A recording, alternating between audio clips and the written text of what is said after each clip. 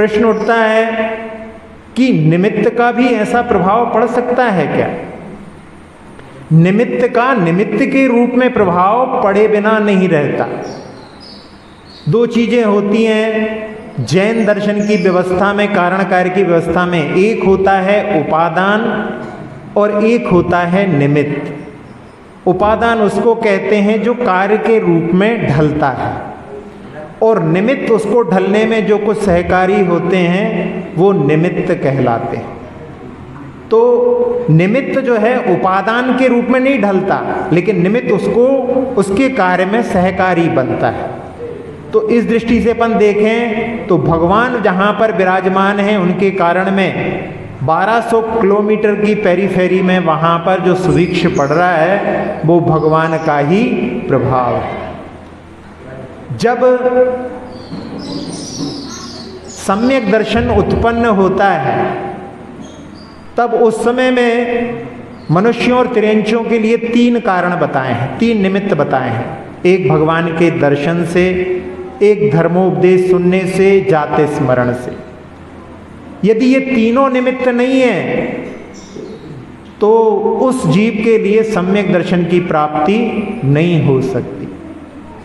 और यदि ये तीनों निमित्त भी हैं, लेकिन यदि जीव अभव्य है तो उसके लिए भी सम्यक दर्शन की प्राप्ति नहीं हो सकती। और यदि भव्य भी है और यदि तीव्र मिथ्यात्व कर्म का उदय है तो उस समय में भी उसको सम्यक दर्शन की प्राप्ति नहीं हो सकती।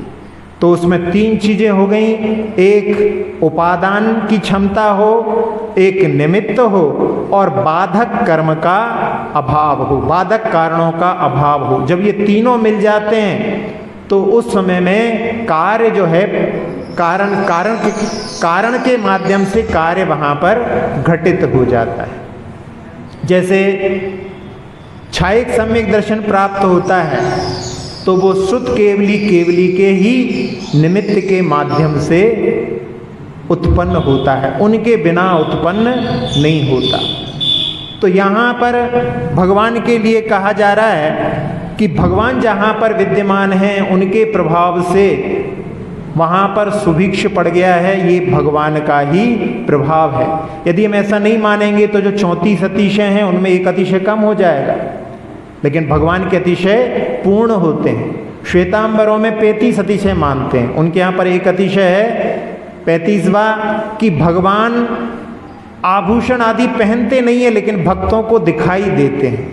उन्होंने इस प्रकार से वहाँ पर वर्णन करके, और भगवान के लिए भी वहाँ पर श्रृंगार आदि के माध्यम से करते हैं। लेकिन यहाँ पर अपने दिगंबर संप्रदाय में 34 अतिशय माने हैं, तो उसमें अपन यदि ये नहीं मानेंगे कि भगवान के प्रभाव से कार्य हुआ है तो फिर वो वहाँ पर घटित नहीं होगा। अब ये प्रश्न किया जाए, कोई मोटर चल रही थी और रुक गई, क्यों रुक गई?